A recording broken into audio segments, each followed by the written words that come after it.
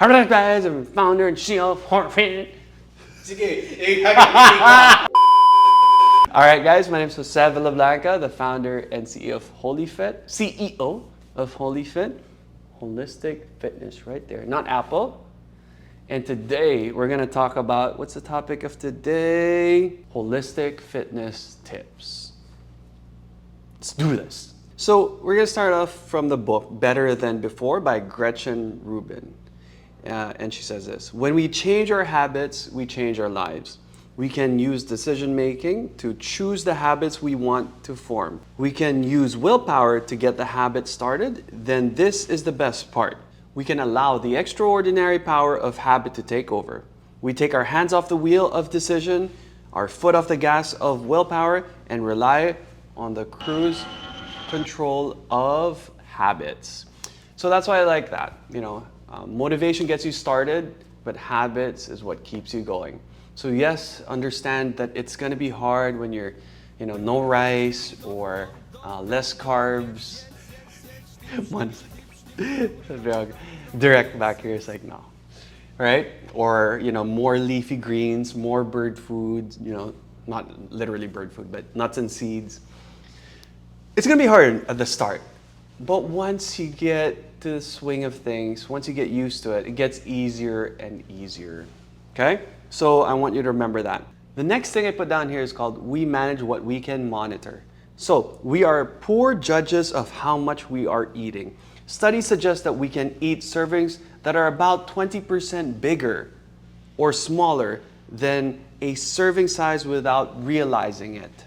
Also, in what's called unit bias, we tend to finish serving if it seems like a natural portion of one, and we tend to take one serving no matter the size. Yeah, so we tend to eat more. So that's unfortunately what I hate about upsizing or getting bigger stuff, bigger servings.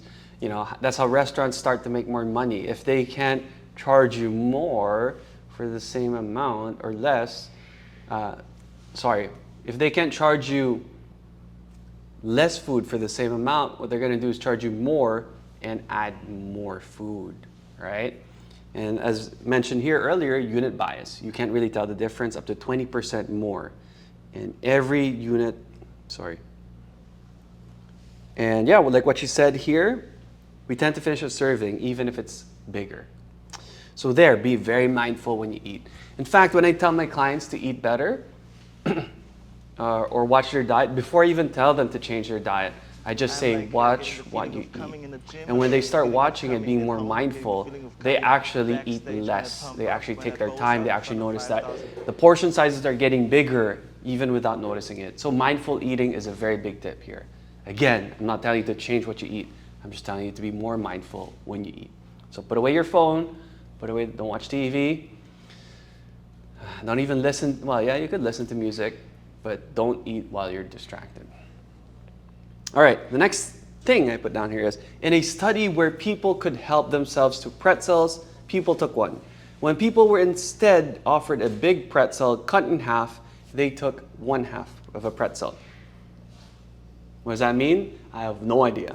Well, I guess you could, if you want to do portion controls, you just do less.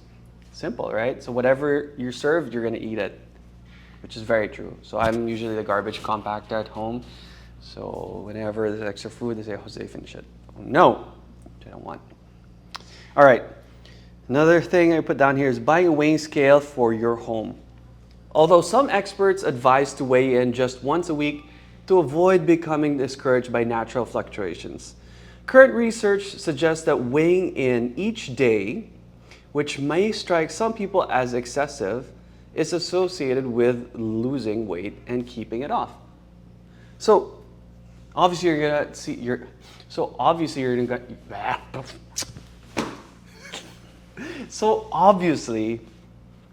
not gonna see changes every single day.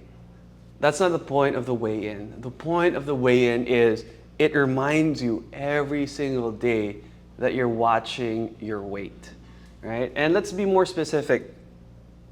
It's not the weight that you really want to change. So if you have like what we do, a body composition analyzer, which is way better because, you could gain muscle and lose fat, but keep the same weight. So the weighing scale is not accurate. Sorry, I feel like sneezing. But let's keep it natural, let's keep it organic, let's keep it real. Moving on to the next one. Keeping up, I love this one, is easier than catching up. I'll repeat it because I really like that. Keeping up is easier than catching up. And this is very true to me because recently I got a dad bod, but now as you can see, I am catching up again. A dad at 40 years old, but look at that. It's a good thing I'm humble too, not just good looking and smart and funny, right? So do not procrastinate. In one study, the participants made a shopping list for what they'd eat in a week.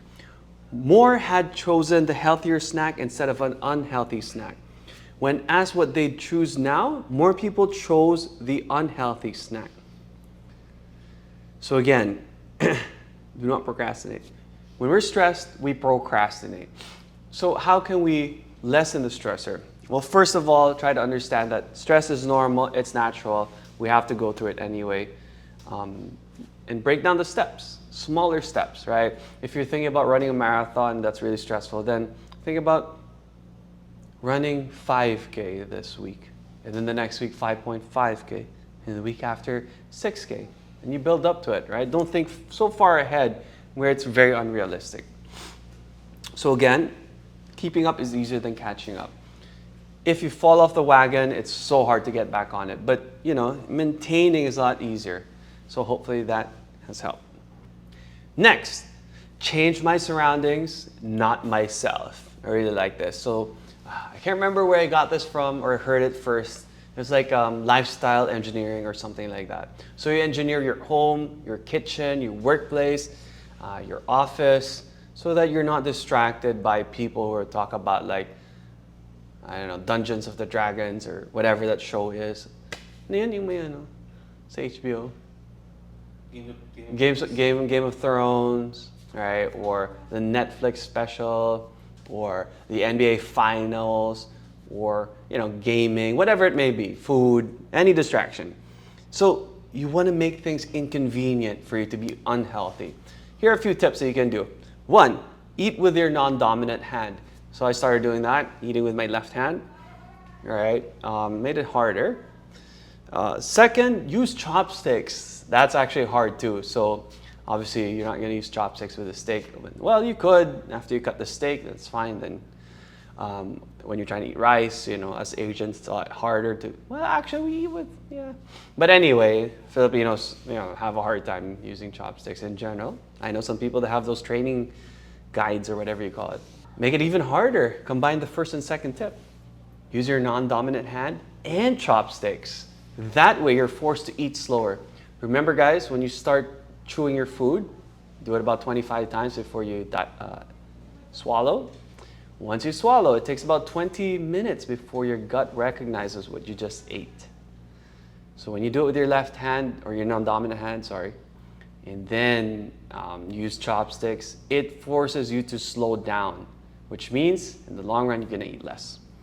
And the next tip here is keep the temperature of your freezer turned very low, which makes the ice cream rock hard. I like this. Just like me, rock hard. Do you get it, Mon? When you edit this? Ano yung rock hard? Scary. Rock hard. All right. You'd have to work to chip out a few spoonfuls. Try that out. Let me know what you think. Super, super cold ice cream or other desserts. You know, ice cream. So weird, ice cream sandwiches. Anyway, try that out. And yeah, let me know how rock hard you've been. How rock hard you like it. All right.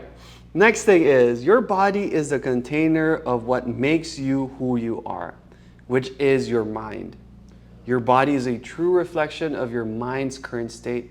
It reflects your self-worth and your self-esteem. Okay, for people who don't believe that, they're in denial. Just like I used to be, I was in denial, right? But it's true. Think about it, guys. When you buy a new car, what do you do with the new car? You wax it. I'm looking at Mon, if he can relate. Mon, direct Mon, behind the scenes, cinematographer. Garfun. Huh? Garfun. Ano yun? Car fund? Car fund. Well, when you get a new car, let's not listen to Mondi. He doesn't know what he's talking about. When you get a new car, what do you do? Car wash every single week, whatever. Wax, right? Nobody can eat in the car. Nobody can smoke in the car, whatever it may be, right? But as the car gets older, what happens? You don't check the oil anymore. You don't clean the insides. People can eat if they want. You start farting in the car, whatever it is, right? You don't clean it. What does that mean? The self-respect is not there anymore. You don't respect your car anymore. You don't value your car as much as you used to. What else did we use? The worth of that car is not the same as it used to be. So it's the same thing, right? Your car or your body is a true vehicle in your life, right? So respect it. I don't care how busy you are with work or school or whatever it may be. When you carve out time to take care of your health, eat right, get enough sleep, exercise. Yes, it requires time to prepare healthy meals, to do the groceries, to cook, then to clean. Yes, it requires time to go to the gym, work out, shower, and then head to work. Yes, it requires time to get enough sleep. But because you carve out time to take care of your health, you have less time to get sick. You're more productive, you're more efficient, your quality of life is much better, you're happier. So I don't care who you are, if you disagree with this thing, you're in denial right now. So respect your body. Hopefully those tips have helped, and I'll see you on the next one.